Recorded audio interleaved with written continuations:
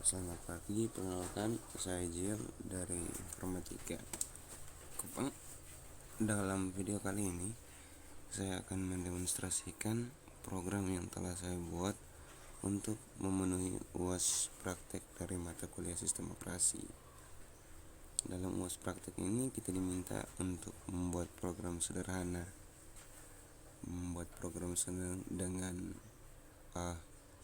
program sederhana tentang menghitung gaji karyawan. Di sini ada beberapa syarat cara tersendiri untuk menghitung gaji karyawan itu.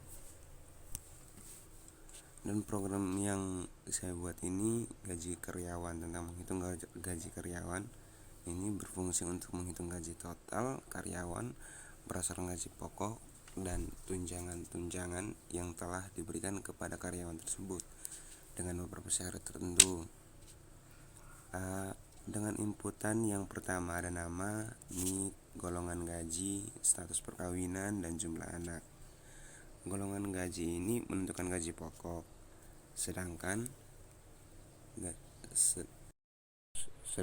status perkawinan dan jumlah anak menentukan tunjangan.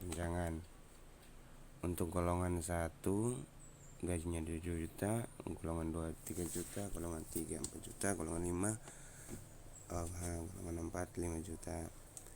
Lalu ada keterangan tunjangan istri diberikan kepada karyawan yang statusnya sudah menikah sebesar 20% dari gaji pokok. Lalu ada tunjangan anak jika memiliki anak sebesar 15%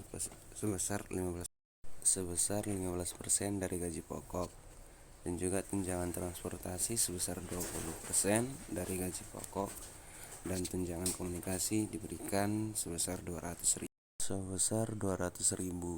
Yuk langsung kita ke source kodenya yang sudah saya buat. Saya buat langsung di terminalnya dan saya menggunakan sistem operasi Kali Linux. Nah, di sini pertama menggunakan while, di mana nanti segala perhitungannya atau segala inputannya di sini bisa diinputkan lagi. Makanya kita menggunakan while. Loop sama dengan y.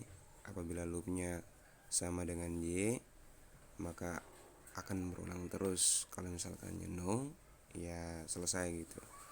Di sini i itu sebagai array, index array itu nantinya dipakai.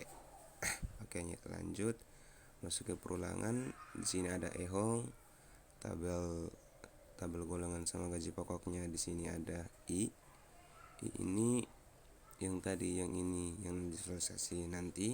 Ini tuh di intermainnya. Di sini ada inputan, nama, nik, golongan, jumlah anak, lalu golongan gaji. Nah, kalau golongan gaji bila kita isi golongan gaji 1, maka gaji pokoknya 2 juta. Apabila golongan gaji 2, maka gajinya pokoknya 3 juta, dan seterusnya. Nah, di sini ada if. Apabila status kawinnya ya atau y, ya maka tunjangan kawinnya pokok dikali 20%. Yang di sini. Apabila tidak, ya maka di sini berarti 0. Ada lagi if-nya lagi, jumlah anak lebih besar dari 0. Artinya ada itu tunjangan anaknya gaji pokok dikali 15/100. Kenapa saya menggunakan itu 15/100? Tidak 0,5 aja, karena di Bacel tidak support yang namanya float, yang dia hanya support integer, bilangan bulat saja. Jadi kalau 0,5 ya tidak bisa begitu.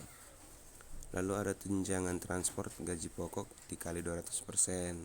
Lalu tunjangan komunikasi sebesar 200.000. Gaji total ini gaji pokok ditambah dengan tunjangan-tunjangan yang sudah kita hitung tadi. Nah, lalu ada print outnya seperti ini. Ini golongan gaji, jumlah anak. Ini print outnya. Nah, di sini ingin input lagi. Kalau misalkan y tadi ya, berarti ada lagi, kita masukkan lagi. Dan misalkan tidak, ya habis. Kalau misalkan tidak, nanti lanjutnya ke sini. Setelah itu ada tabel nanti. Tabel dari nama nih, golongan inputan yang nanti akan kita isi. gitu. Oke. Langsung dari sini kita ke demonya saja. Oh ya, di sini karena belum executable, maka kita buat executable dulu ya, dengan cara chmod plus x uas.sa yang tadi saya buat, teman-teman. Nah, di sini kita cek apabila sudah executable apa belum. Kembali, kalau sinyal sudah hijau seperti itu berarti sudah executable. Jadi untuk menjalankannya kita bash uas.sa. Nah, ini tadi yang saya buat. Kita contoh nama, contoh Fajar Agustian, mungkin nicknya ya kita karang 117 55, golongan gaji 4 lah misalkan. Status kawinnya ya misalkan belum, jumlah anak berarti 0 karena belum nikah. Ya, ini hasilnya itu 6.200.000. Apakah ingin lagi? Ya. Oke, contoh Egar Sevira misalkan 117, golongan gaji misalkan 3, status kawin misalkan ya, misalkan anaknya 12. Hasilnya kalau misalkan ingin input lagi, misalkan nama nicknya itu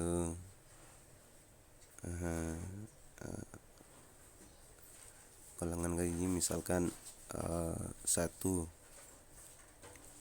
status kawinnya misalkan belum, jumlah anak ya 0. Nah, jika tidak lagi maka akan seperti ini.